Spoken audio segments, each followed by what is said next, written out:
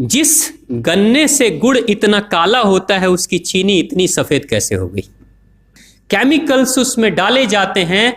और मैं एक चीनी मिल के अधिकारी जो मैनेजर है, मैं उनकी बात आपको बता रहा हूं। उन्होंने कहा कि मुझे लगभग 12 साल हो गए चीनी मिल में काम करते हुए, और जब से मैंने काम करना शुरू कर दिया चीनी मिल में, तभी से मैंने घर में चीनी लाना ही बंद कर दिया। मैं तब से अपने बच्चों को चीनी खिलाता ही नहीं हूं, जबकि नौकरी से सैलरी वहीं से मिलती है, मगर चीनी नहीं। मैंने कहा कि आखिर कौन सी घटना घटी जिसके कारण से आपने ऐसा किया? तो उन्होंने बताया एक छोटी सी घटना कि चीनी मिल में जो ये पानी निकलता है ना, चीनी के बनने के बाद उस प्रोसेसिंग में जो पानी निकलता है, उस पानी में वो सारा केमिकल भी मिक्स रहता है, और उस पानी को चीनी मिल वाले लोग अक्सर एक टंकी में जमा करके रखते हैं। ये सभी चीनी मिल वालों के पास में होता है, आप भी कभी जाएंगे तो आपको भी पता चलेगा। वो टंकी में वो पानी रखा जाता है, लेकिन रोज रोज प्रोसेसिंग हो रहा है, रोज चीनी बन रही है, रोज बहुत सारा पानी आ रहा है, तो आखिर कब तक? एक टंकी की क्षमता है ना, कितने दिनों तक वो टंकी खाली रहेगी? भर जाती है, भरेगी तो फिर क्या करेंगे? खाली करना है। तो क्या किया था चीनी मिल के लोगों ने? सोचा कि छोड़ो ना, अब कहाँ जाएंगे उसको फेंकने के लिए कहीं दूर, क्योंकि अब उतनी बड़ी टंकी जिसमें हजारों गैलन पानी है, उसके लिए ट्रांसपोर्ट में कितना खर्च आएगा, तो बेहतर होगा रात के अंधेरे में कहीं खेत में डाल देते हैं। क्योंकि जनरली फैक्ट्रियां तो होती हैं ऐसे ही बिराने में, तो कहीं डाल देते किसी खेत में, क्या पता चलेगा पानी है कि चीनी मिल का पानी है, क्या है। तो ये सोचकर मैनेजमेंट वाले लोगों ने रात में ही उस पानी को खेतों में छुड़वा दिया, और नतीजा ये हुआ कि उस खेत की सारी फसल जल गई, मिट्टी बंजर हो गई।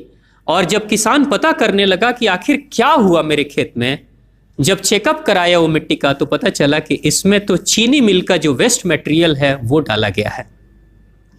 तब उसको खबर मिली कि हाँ, किसी स्टाफ ने बताया कि हाँ, हमारे चीनी मिल से ही पानी डाला गया था आपके खेत में, और पूरी मिट्टी बंजर हो गई। उसने केस कर दिया और चीनी मिल वाले को मुआवजा देना पड़ा लाखों रुपए। तभी से वो स्टाफ कहते हैं कि जो मिट्टी को बंजर कर दे वो इंसान के शरीर में जाए तो क्या करेगी। उसी के बाद से मैंने अपने घर में चीनी लाना बंद कर दिया।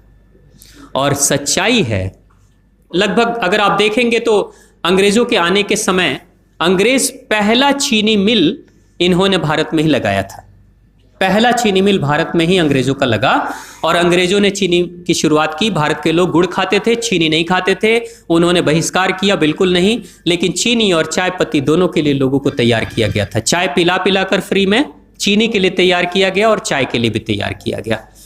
अंग्रेज ने जब से ये शुरू किया है, और पिछले 50 वर्षों से हमारे समाज में चीनी खाने का प्रचलन बहुत तेजी से बढ़ा है, और उसी समय से भारत के लोगों के बच्चों के शरीर में कैल्शियम की कमी होनी शुरू हो गई है।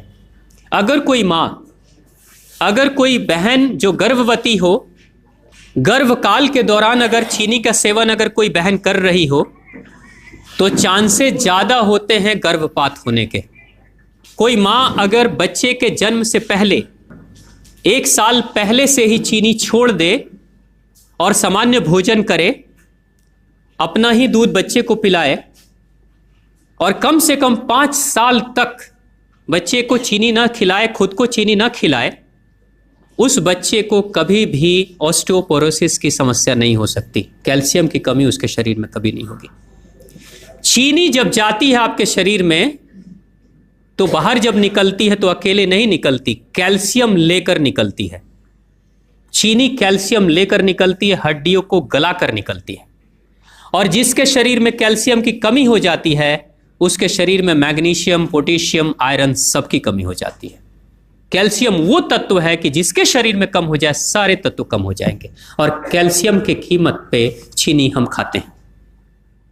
भारत, पाकिस्तान, बांग्लादेश, नेपाल, ऐसे कुछ देशों के अलावा दुनिया के बहुत सारे ऐसे राष्ट्र हैं जहां चीनी का इस्तेमाल ही नहीं होता। आज भी चीनी खाते नहीं, बहुत सारे देश नहीं खाते बिल्कुल। आप गुड़ खाया करिए, वो ज्यादा बेहतर है, चीनी को छोड़िए।